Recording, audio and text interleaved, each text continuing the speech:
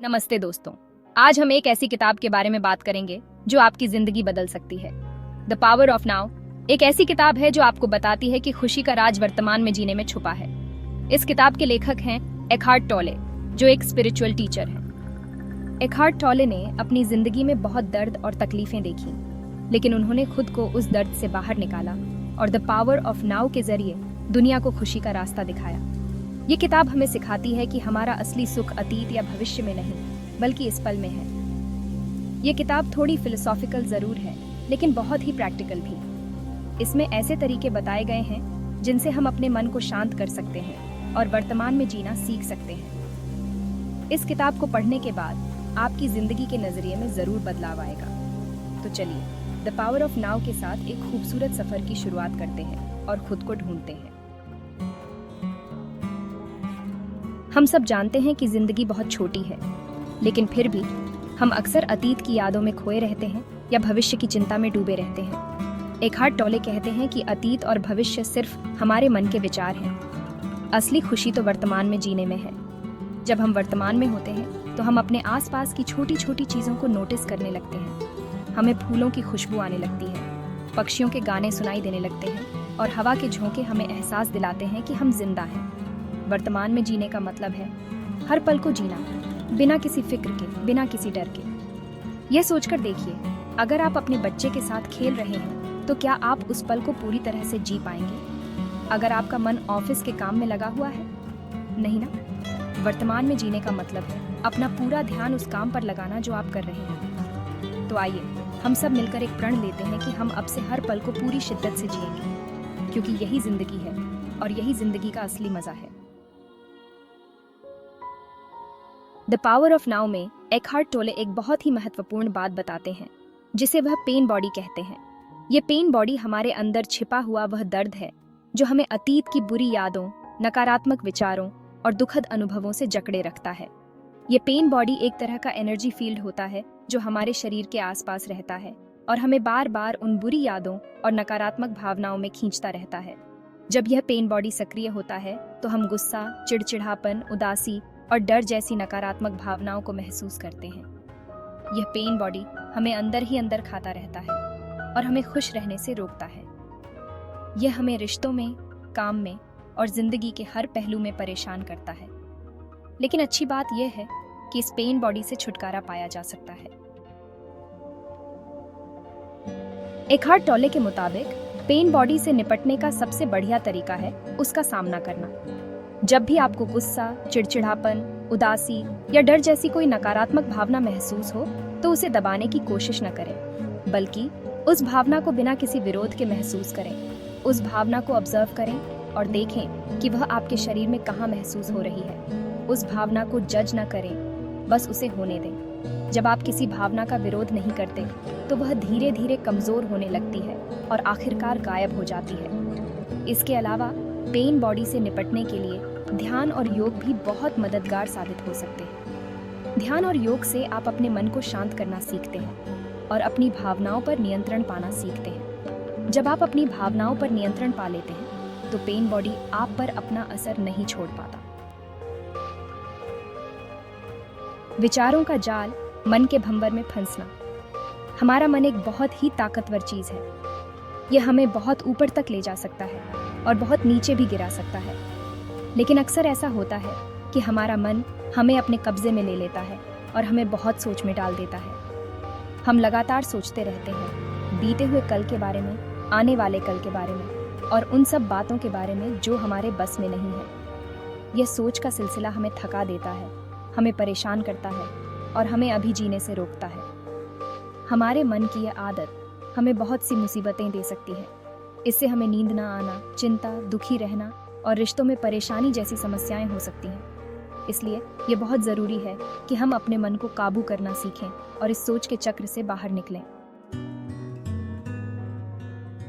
विचारों से परे निरीक्षण की शक्ति। द पावर ऑफ नाउ में एकहार्ट टोले हमें एक ऐसी तरकीब बताते हैं जिसकी मदद से हम अपने मन को काबू कर सकते हैं और बहुत सोचने से बच सकते हैं। यह तरकीब है निरीक्षण की।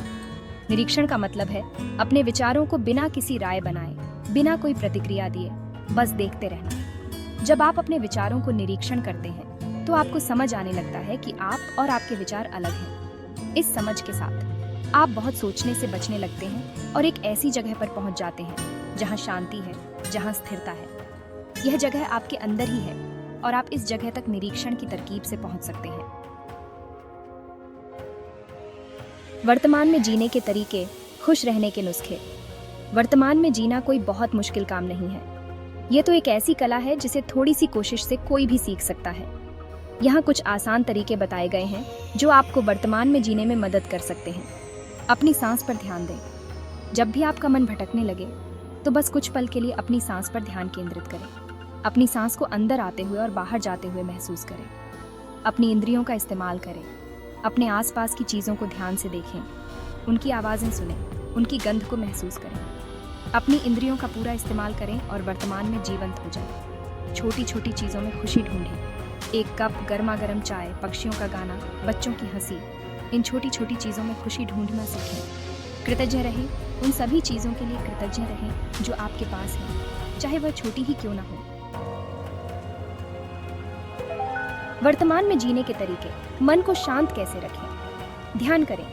रोजाना कुछ देर ध्यान करने से आपका मन शांत रहता है और आप वर्तमान में जीना सीखते हैं। योग करें।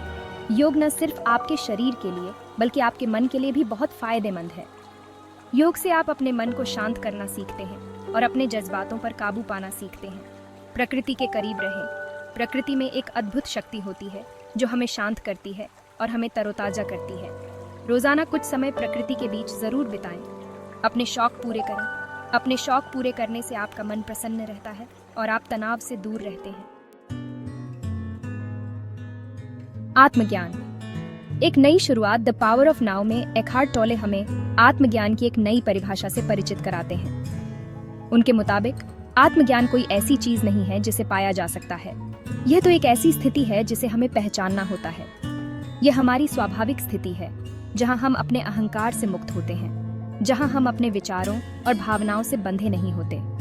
ये एक ऐसी स्थिति है जहां हम शुद्ध चेतना के साथ जुड़ जाते हैं, जहां हम अपने असली रूप को पहचान लेते हैं। आत्मज्ञान कोई ऐसा लक्ष्य नहीं है जिसे पाने के लिए हमें बहुत मेहनत करनी पड़े। यह तो एक ऐसी यात्रा है जिसे हमें आनंद के साथ तय करना है। यह यात्रा हमें अपने अंदर की ओर ले जाती है, जहां हम अपनी असली प्रकृति को पहचानते हैं और अपने असली घर वापस आते हैं। आत्मज्ञान के लाभ, खुशी और शांति का रास्ता। आत्मज्ञान के अनेक लाभ हैं। जब हम आत्मज्ञान को प्राप्त करते हैं तो हम एक नए जीवन में प्रवेश करते हैं जहां हमें हमेशा के लिए खुशी और शांति मिलती है। हम बाहरी चीजों पर निर्भर नहीं रहते बल्कि अपनी खुशी और शांति के खुद जिम्मेदार बनते हैं। हम डर और चिंता से मुक्त हो जाते हैं। हम समझते हैं कि डर और चिंता सिर्फ हमारे मन के विचार हैं और हम उनसे बंधे नहीं हैं। हमारे रिश्ते बेहतर होते हैं।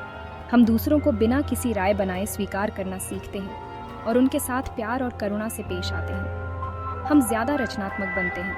हमारा मन साफ होता है और हम नए नए विचारों से भर जाते हैं। हम अपने जीवन के साथ ज्यादा जुड़े हुए महसूस करते हैं। हम हर पल को पूरी तरह से जीते हैं और जिंदगी के प्रति कृतज्ञता महसूस करते हैं। The power of now. आपके लिए दोस्तों, द पावर ऑफ नाउ सिर्फ एक किताब नहीं है। यह तो एक ऐसा अनुभव है जो आपकी जिंदगी बदल सकता है। यह किताब आपको वर्तमान में जीना सिखाती है, आपको आपके अंदर छिपी हुई शक्ति से परिचित कराती है और आपको एक ऐसी जिंदगी जीने का रास्ता दिखाती है जो खुशी, शांति और प्यार से भरी हुई है। तो देर किस बात की? आज ही द पावर ऑफ नाउ को पढ़ना शुरू करें और अपनी जिंदगी बदलने का पहला कदम उठाएं। और हाँ, अगर आपको यह वीडियो पसंद आया हो तो लाइक, शेयर और सब्सक्राइब करना न भूलें। इस चैनल पर हम आपको इसी तरह की और भी प्रेरणादायक किताबों के बारे में बताते रहेंगे। धन्यवाद। अगली बार के लिए जुड़े रहें और हमें बताएं कि आप किस किताब का सारांश सुनना चाहते हैं। तब तक के लिए वर्तमान में रहें और खुश रहें।